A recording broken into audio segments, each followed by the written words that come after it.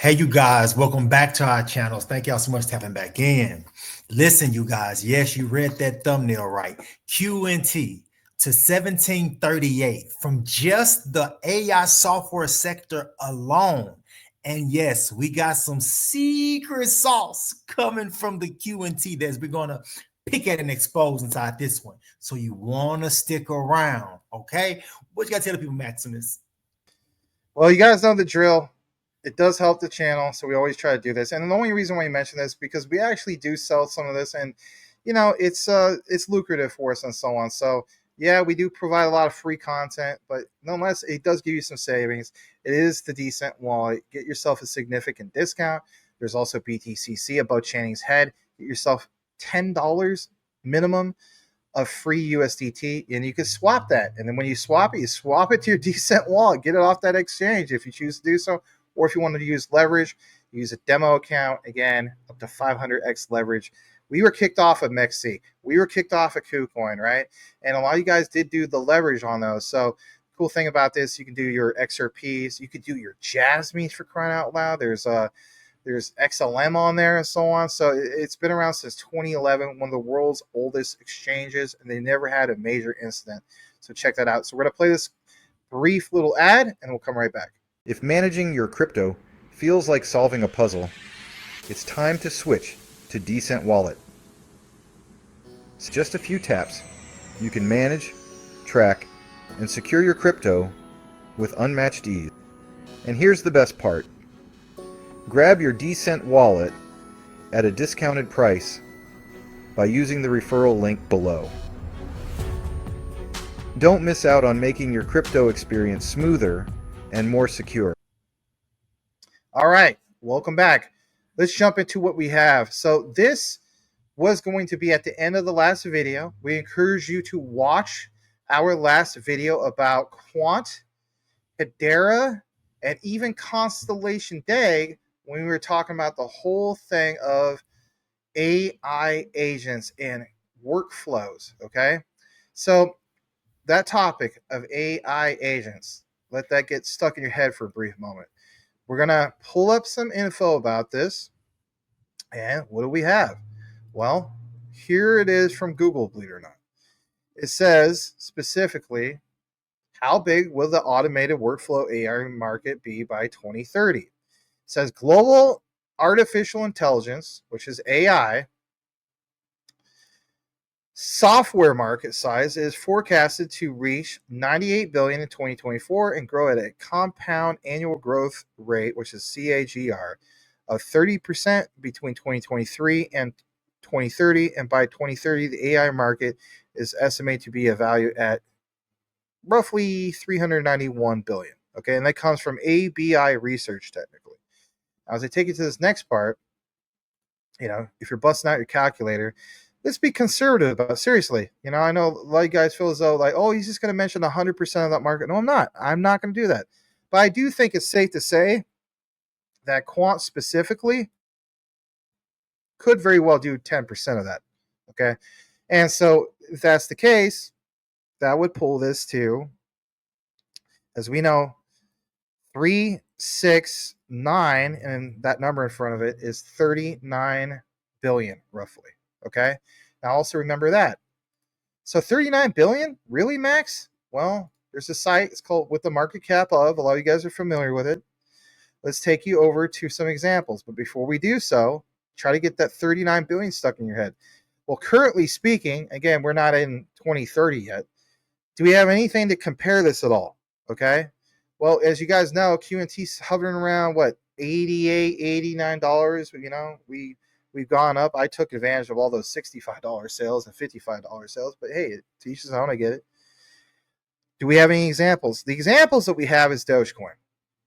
So there's nothing that is 39 billion currently in market cap. Okay, and I get it. You can't just say different tokenomics, different supply. I understand it. It's just an example. So again, don't shoot the messenger. But Dogecoin is at roughly 25 billion. Okay. Next leap of above that is USDC. So, okay.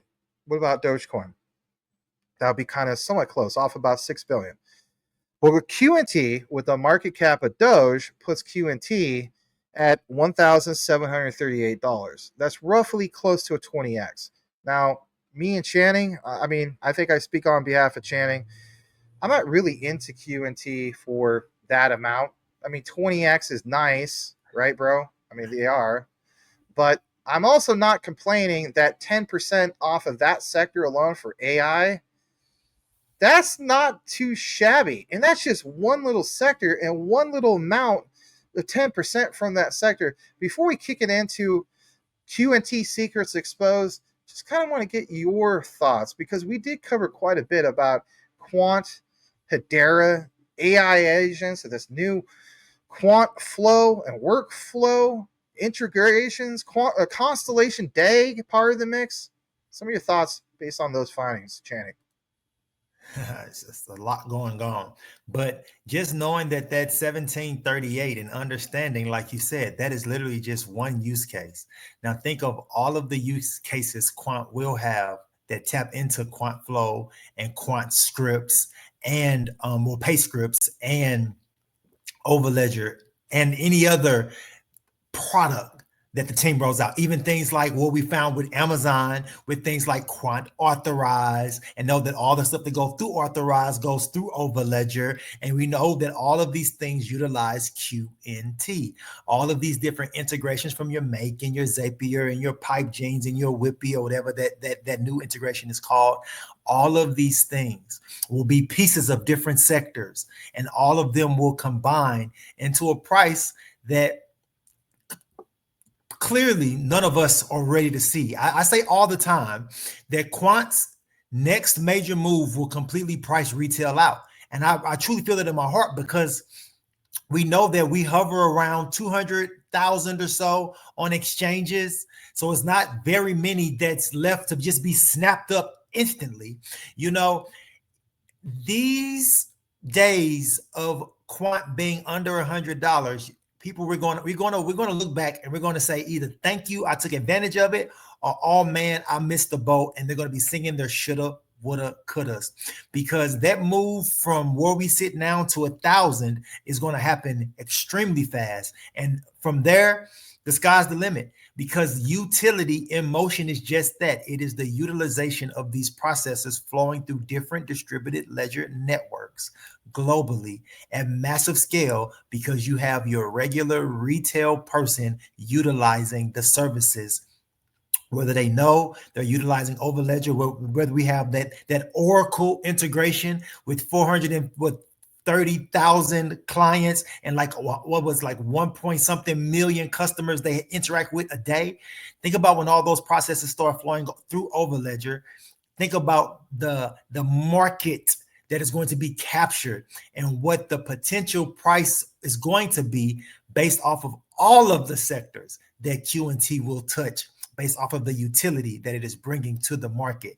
So that 1738 is amazing, and I'm here for it, but I'm holding for much higher prices because I see the vision and the future of what is truly being built out as far as these Web3 processes and how Quant Network is facilitating it. Like I don't like we're at the symphony watching the ballet, and there's the orchestra and he's just telling the violins, now you go, and there you go saxophones, and there you go cellos, and so forth and so on. QNT, to me, it is the opportunity of a lifetime. Brother, I kick it back over to you.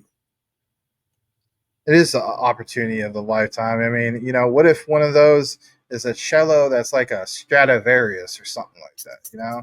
And it's just like Quant even has QRC 721, NFTs. You know, yeah, smart Absolutely. Contract NFT. So it's Absolutely. like your analogy about, you know, the composer, and then you having the orchestration of that. Well, there's going to be ones that are a little bit more significant. Well, is this of the cellos? Is there a lead? You know, well, I'm just saying like has a lead. Like a Stradivarius is like a very rare cello, you know, and it's just like they have violin. Yeah. Well, yeah, that too. But anyway, yeah. We're having a little fun with this. Let's get a little bit more into what we have.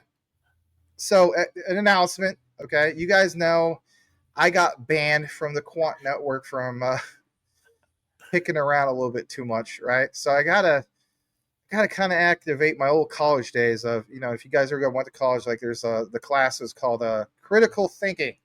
So I'm like trying to put my critical thinking hat back on. So not this hat, but my critical thinking hat one. I'm thinking, well, they can't block the internet. That'd be crazy if they could. That'd be crazy control. Well, shout out to Quant Papa. I took what he had, top of what I have, and found a little something here. Let's get into it. So this segment is Quant Secrets Exposed. What do we have? Well, this is interesting because when you get into it, XML sitemap. Yeah, forget the whole WayBack time machine. Let's take a look into this. Generated by Yoast SEO, which means search engine optimization.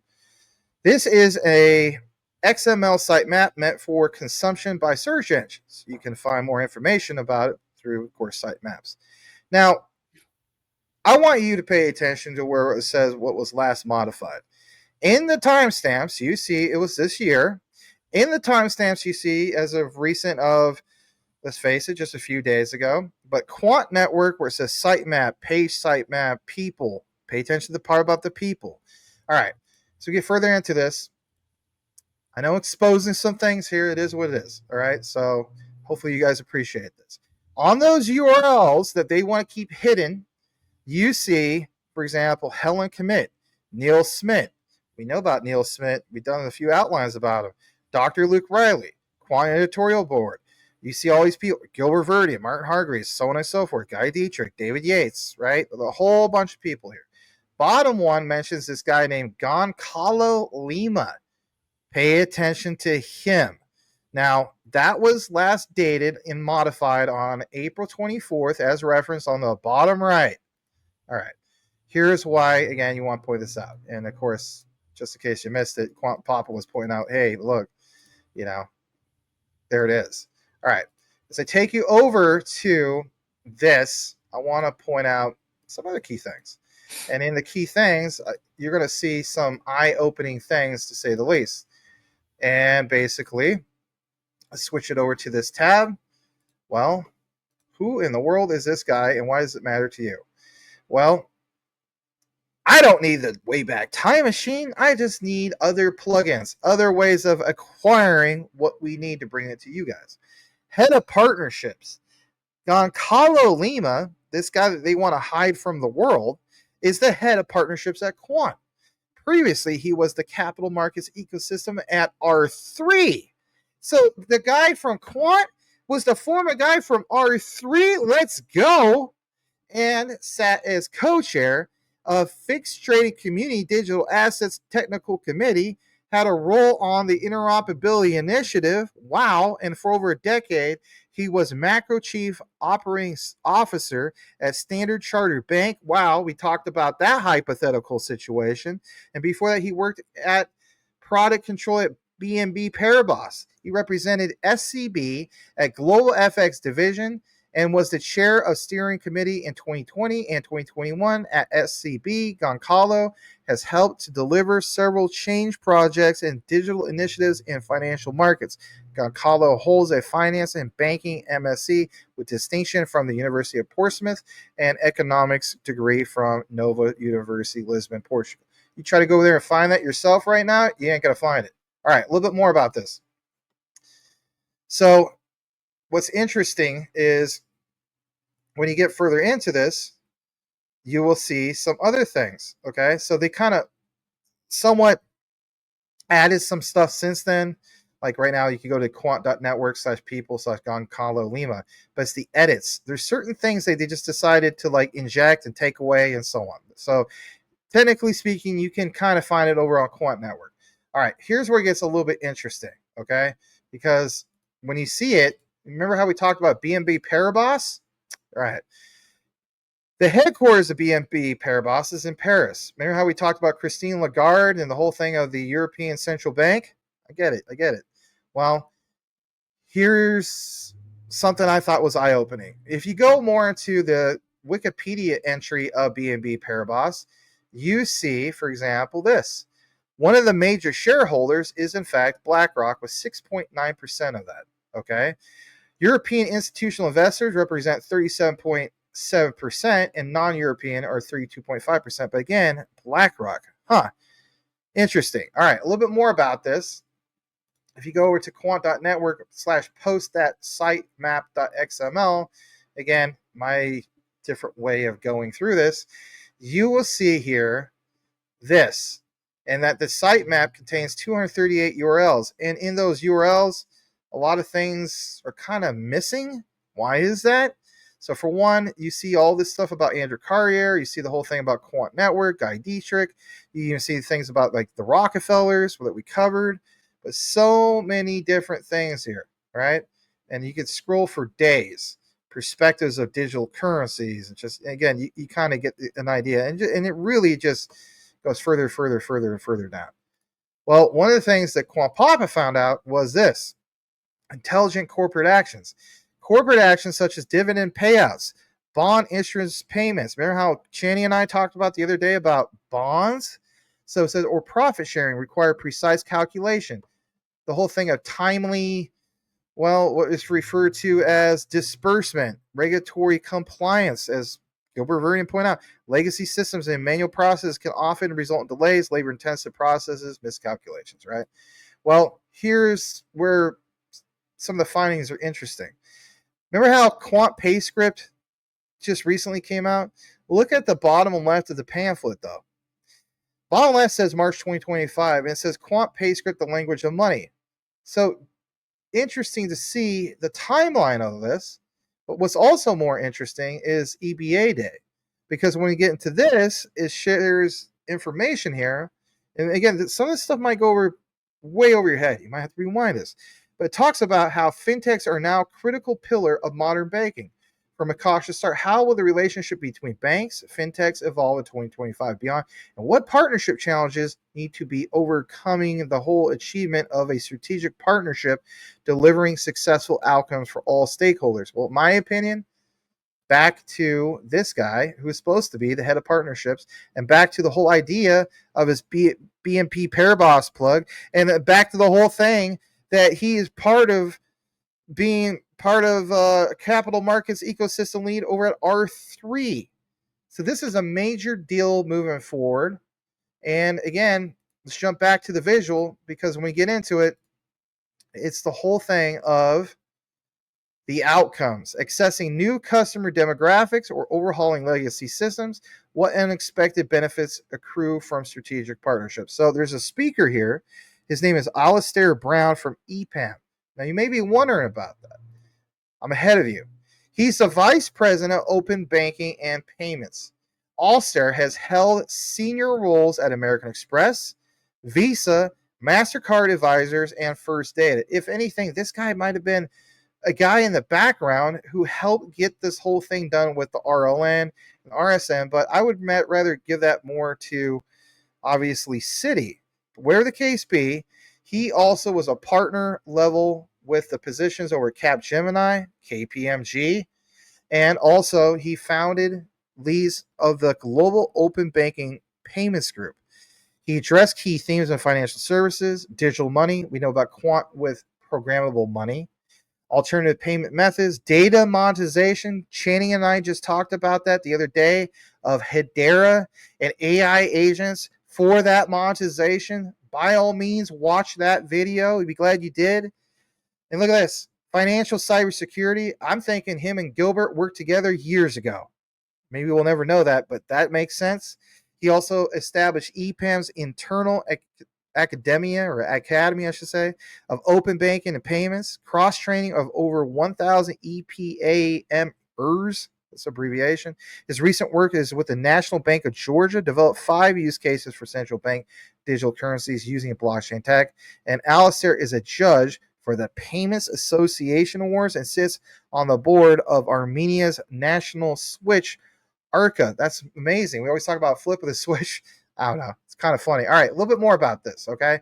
So back in August of 2021, EPAM expanded its presence in Latin America through the acquisition of Colombia-based S4N. That's a software development service firm specializing in the design and development of modern software products and enterprise platforms. Now listen to this. Okay, if you get further down into this, it talks about specifically the whole thing of the acquirement of Israel-based cybersecurity services provider White Hat, and that happened back in 2021. Okay, Gilbert Verding came out with the announcement of U.S. and U.K. collaboration, right? Now, does this not match up?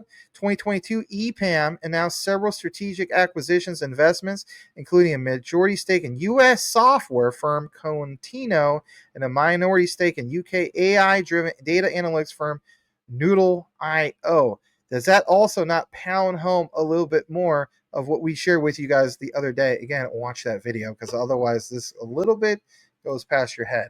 Now, is there any reference from the community, from somebody like Tokenizer, about the whole thing of Israel and QNT? The answer is yes.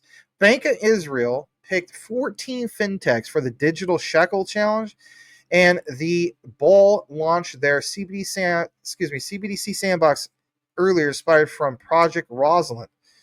Their Digital Shekel itself was inspired by Project Sela. Chaney and I have been covering quite a bit of that lately, but it's all possible through QNT. But wait, quant isn't anywhere on the list. Are you sure about that? All right, so here's the citation that he has, and I'll kick it over to Channing here in a bit. And again, it's a little blurry because it's kind of taken through, I think, somebody's cell phone and so on. So back in May 28th, 2024, this is where this is referenced. Highlight says Bank of Israel announced Digital Shekel Challenge, an experiment inspired by Project Rosalind. Middle part says how the API functionality, let me try to blow it up a little bit more. Okay, it's a little blurry, but follow me. How the API functionality, programming interfaces would be used to implement the solution and prioritizing broad diversity among contestants in the project. The use cases that were selected deal with a variety of fields. Connectivity between the Digital Shekel and other systems and cache. Bottom part talks about the challenges.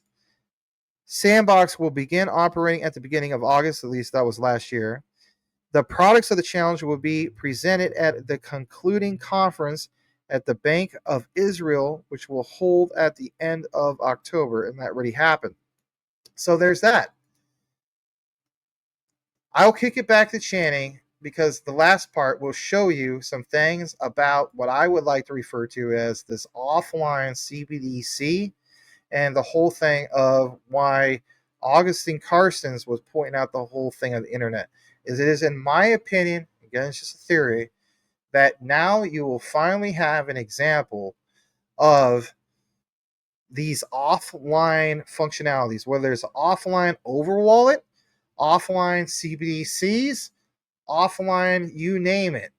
I'm going to show that example here in a bit. I know I did a lot of talking. I do apologize. But I do want to get some of your feedback based off of some of this because there's so much there. Are they hiding stuff? I think the answer is yes. And I think the other answer is they have to because of NDAs. Your thoughts, Mr. Chanihiro? Well, just seeing that robust resume of the guy who was over the partnerships only solidifies even more Quant's resilienceness and only seeking out the best talent, because we are truly dealing with a Fortune possibly 100, but I'll say 500 future company. Quant Network, and that's why I like the Rockefellers, the guy who's on the board from formerly was on the Rockefellers, and then we had who was it, Guy Dietrich, who they brought in from like WorldPay and all these other. They are literally putting together a stellar rock star team that no one will be able to just shake off. Quant Network and what they are facilitating, even as far as the build out of the team that is governing all of their processes, is second to none. That man's resume is so robust and he's held so many positions. And then you mentioned earlier, you saw MasterCard was on there, and you know Gilbert worked for VocaLink, which is a subsidiary of MasterCard. So that could be their tie as well. But we also know R3 with the RLN. So that could have been their tie to him as well, as far as him and Gilbert working alongside each other in the past. what these Web3 companies are doing, they are literally legitimizing the space. They are telling the world that we are a force to be reckoned with. We are your next Google. We are your next Amazon. We are your next Facebook. We are your next Microsoft. We are your next Nvidia. We are your next Intel, because they are running through our networks. Follow what is truly being laid out by these companies. They are not playing checkers. It's like what that thing said, strategic partnerships. That means that we're not just throwing a rock in the air and seeing who it hits and then bringing them on board. No, we are strategically and methodically combing through the best of the best, coupling ourselves with the best of the best, because we are building out global infrastructures for economies to be ran on. What's happening right now is second to none, brother. And I'm kicking back over to you because this video is running a little long and I don't want to take too long. So go ahead, brother. I kick it back over to you. Oh, no worries. You're good. I like the perspective that you share because you do an excellent job, obviously, with some of the summaries and giving your own perspective. So you're good. Yeah. I want to show you guys the icing on the cake. So, again, shout out to Quant Papa for this one, too. And here is what matters, in my opinion. It's the third person that's listed in that photo from EBAdays. Let's point her out real quick, and then we're going to try to cut this off right before half an hour. So, Teresa Connors, Managing Director, Payments Matters, Board and Share Advisor with strong customer focus, Award Judge for the Banker European Banking Association, Merchant Payment Ecosystem and Payments Association, highly regarded industry spokesperson. Okay, Ambassador for the Payments Association, EMEA, like it says at the bottom, Advisory Board Member, Women in Payments. Now, here's where it gets interesting. If you go to paymentsmatter.com, you see this whole thing of these devices for card terminals, middle part, pay by link, not chain link, okay, and right part, pay by sticker. Now, the top middle area, actually, you can barely see it, is the MasterCard logo. And then you also see on the top left of that, next to it, Visa. So again, back to that gentleman, his Visa MasterCard plug. And again, to me, it all makes sense because we know a quant's role when it comes to digital IDs. We talked about you would see this be used at terminals. To me, this is literally, it's just saying, how do you say quant without saying quant? How do you say Finternet without saying Finternet? This is literally it. All of it's here. This makes sense to me. I understand now why Quant Papa highlighted, because at the end of the day, free integrated online shop. The online shop has API integration, to say the least. You won't get an official response from it all, but I could put two and two together in that regard. I think this is a major find, obviously, from Quant Papa, one of the best researchers there are in the community. And there is where it's at. The whole plug of bank accounts, cash advance, open banking, healthcare, this all makes sense. I think, personally, the person that got this done behind the scenes, if I'm just going to go out and say it, Channing, you already know, man. Laura Verdian. It has to be. I think that's the plug. I think that's Connect. But we'll see how this pans out, and we'll go back later and try to verify it like we normally do. But kind of interesting. We've seen a lot of things that came into fruition based off of the research. So I'll close it out with you, Mr. Channing Harrell. Well, it's like you just mentioned about point of sale terminals, and know that the region that this was just kind of sort of talking about somewhat was that Latin American region. And we also know quant and LackChain. If you go back and watch that LackChain commercial, one of the first things they talk about is the point of sale terminals and how that infrastructure upgrade is happening in these regions, banking the unbanked. You guys, all of the ducks are lining up. All of the breadcrumbs are being left. All of the gems are shining in the sun. It is upon us to now focus, pay attention, and stack the bags that we choose to stack as far as these Web3 distributed ledger technology companies. And for me, I'm sorry, I want to say it, Quant is king. There is no one out there doing the things on the level that Quant Network is doing. The only person or only project I would say is anywhere close is Ripple. And we've now tied them directly on what, 4 different continents at this point in time. So you guys know what you have and know what you hold. Please, please, please tap in. Dive into the research. Don't be afraid of deep dives. It's okay. It's a little bit of time, but the value is immense. I thank you, brother, for tapping in. Go ahead. I kick it back over to you for the closing. Yeah, no problem. We went a little bit over, and that's okay. But guys, we do appreciate you guys tuning in for all this. There's a lot that we got into on this particular deep dive, but we do appreciate, again, your time. Here's your code word. If you listen to the entire outline and simply type into the comments this key term or word, and that is 1738, and we'll know that you listened to the entire outline. On behalf of myself and Channing, we'll see you on the next one.